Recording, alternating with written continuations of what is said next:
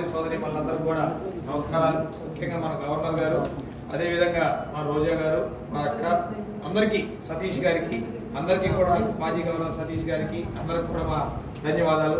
మరి మనం చేసాం, ఎన్నో కార్యక్రమాలు చేసాం. పొద్దుటూరు ఆర్యవైశ్య సంఘం అంటే పొద్దుటూరులో ఉన్న ఆర్యవైశ్యుల గురించి దేశవ్యాప్తంగా ఎంతమంది చెప్పుకుంటారు?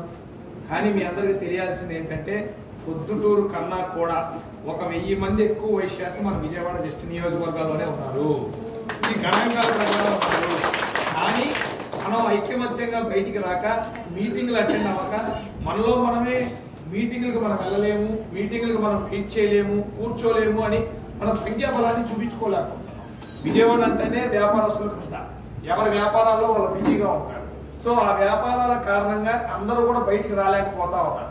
కానీ నేను కోరేది ఏంటంటే వాసవి క్లబ్ తరపు నుంచి కానివ్వండి, మిగిలిన ఆర్యవైశ్య సంఘాల నుంచి కానివ్వండి, పోటీ పడదాం. సేవ చేయడానికి ఏ ఆర్గనైజేషన్ అయినా పర్లా, ఇండివిజువల్ గా పోటీ పడదాం, సంస్థ తరఫున పోటీ పడదాం. కానీ ఒక ఆర్యవైశ్య కార్యక్రమం పెద్దది ఏదైనా జరిగినప్పుడు మనకు ఖచ్చితంగా ఎన్ని పనులున్నా ఆ రోజు అందరం కూడా ఖాళీ కుదుర్చుకొని ఒక తాటి మీదకి వచ్చి మన సంఖ్యాబలం చూపించినప్పుడే అందరూ కూడా మనం అంటే ఏంటో తెలుసుకుంటారని మీ అందరూ కూడా తెలియజేసుకోవాలి. మొన్న ఈ సమావేశం ఏర్పాటు చేసే ముందు వాసవి మహిళా సోదరి మనందరితో ఇక్కడే మనం మీటింగ్ ఏర్పాటు చేశాం. ఆ రోజు రజనీ గారు, రోజా గారు వచ్చింది, రజనీ గారు అందరూ ఉన్నారు. ఆ రోజు ప్రపోజల్ పెట్టారు, తిరుగుతున్నారు. ఆ రోజు అందరు కలిసి ఒక ప్రపోజల్ పెట్టారు. రాబోయే రోజుల్లో ఓ 3-4 నెలల్లో రాష్ట్ర వ్యాప్తంగా ఆర్గనైజేషన్ కి సంబంధం లేకుండా వాసవి మహిళ అనే ఒక కార్యక్రమాన్ని ఏర్పాటు చేయబోతారు ఉన్నారు. ఆ వాసవి మహిళ అనే కార్యక్రమానికి ఎటువంటి సహాయ సహకారాలు కావాలన్నా కూడా మేమందరం కిందుండి పనిచేస్తాం, కిందుండి మాట్లాడతాం. కానీ వైశ్యాస్లో ఎన్నో రకాల కార్యక్రమాలు జరిగినాయి. కానీ అమ్మవారి యొక్క త్యాగం వల్లనే మన వైశ్యాస్ ఏర్పడ్డారు. కాబట్టి వారిలో మాతృమూర్తులుగా ఉన్న మహిళల త్యాగం ఎంతో ఉంది. కాబట్టి మహిళా కార్యక్రమం ఇంతవరకు ఎక్కడ కూడా జరగలేదు. ఈ వాసవి మహిళ అనే కార్యక్రమాన్ని irrespective of the organisations, irrespective of the any other organisations అందరూ కలిసి నిన్న ఎలా అయితే హిందూ బంధువులు అనే కార్యక్రమం చేశారో, ఏ పార్టీకి, ఏ రాజకీయానికి, ఏ సపరేట్ ఆర్గనైజేషన్ కి సంబంధం లేకుండా ఈ వాసవి మహిళ అనేది కూడా రాష్ట్రంలో ఉన్న మహిళా సోదరి మనందరినీ ఒక చోట చేర్చి మహిళలకు అన్ని రకాలుగా అవకాశం కల్పించాలి. మహిళలు వ్యాపారాలు చేసుకోవడానికి ప్రభుత్వం అనేక రకాల సహాయ సహకారాలు ఇస్తా ఉంది. మహిళలు ఆర్థికంగా నిలబడడానికి ప్రభుత్వం సపోర్ట్ చేస్తూ ఉంది. కార్పొరేషన్లో కూడా రేపు అనేక రకాల చర్యలు తీసుకోబోతా ఉన్నాం. కాబట్టి సో ఈ వాసవి మహిళ అనే కార్యక్రమాన్ని మీ అందరి బలం చూపిస్తూ ఇంకా ముందుకు తీసుకెళ్తూ దీన్ని మీ అందరూ కూడా కూర్చొని డిజైన్ చేసుకొని ఒక 6 నెలల్లో ఎప్పుడోకప్పుడు ఓ మంచి డేట్ చూసుకొని, మంచి సమయం అనుకొని, దాని ఎక్స్పెండిచర్స్ ఏమున్నా అన్ని బీట్అవుట్ చేస్తాం. మనం అనుకుంటే అవన్నీ ఏది లేదు, అది గుర్తుపెట్టుకోండి. ఎంత పెద్ద కార్యక్రమం అయినా సరే మీరు అనుకోండి, మేము ఎంత పెద్ద సపోర్ట్ అయినా సరే మేము వెనకుండి చేస్తాం. మేము సపోర్ట్ చేసాం కదా మమ్మల్ని మీరు పైకి ఎక్కియద్దు. నేను మళ్ళీ కూడా చెప్తున్నాను, ఇది మహిళలు చేసే కార్యక్రమం. మహిళలు పట్టుకే వేదిక మీద ఉండాలి. ఎంత పెద్దవాళ్ళు అయినా సరే జెంట్స్ అందరం కింద ఉంటాం, మీకు గౌరవిస్తాం.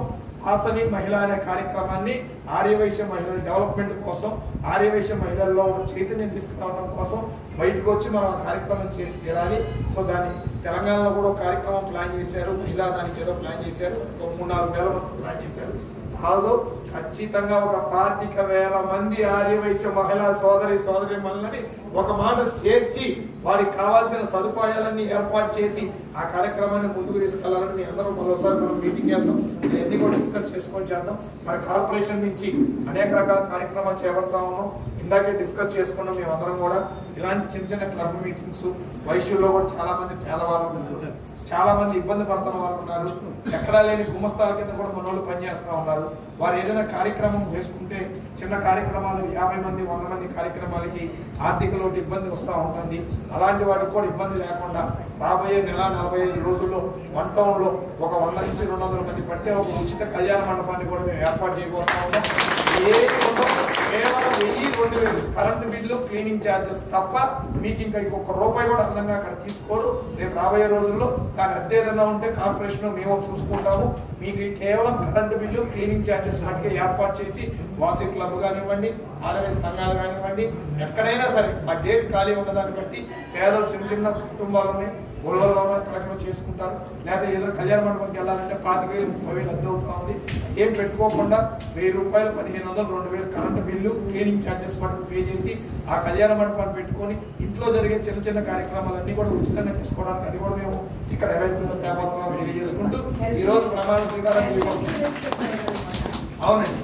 హెల్త్ ఇన్సూరెన్స్ మీద మేము చాలా దృష్టి పెట్టాం. అది కూడా మొట్టమొదటిగా విజయవాడ 3 నియోజకవర్గాలకు ఒక ప్రాజెక్ట్ తీసుకోబోతా ఉన్నాం. ఇదేంటంటే మీ అందరికి కూడా తెలుసు, వాట్సాప్లో చాలా మంది పెడతా ఉన్నారు, మా ఇంట్లో వాళ్ళకి బాగాలేదు, మా పిల్లలకు బాగాలేదు, సడన్గా యాక్సిడెంట్ అయింది, ఇబ్బంది అయింది, ఎవరైనా ఆర్థిక సహాయం చేయండి అంటే మనలోని దాతలు చాలా మంది ముందుకు వచ్చి సహాయం చేస్తూ ఉన్నారు. కానీ అది నాకు బాధ అనిపించింది. ఎంత స్థాయిలో వాళ్ళు సహాయం చేస్తారు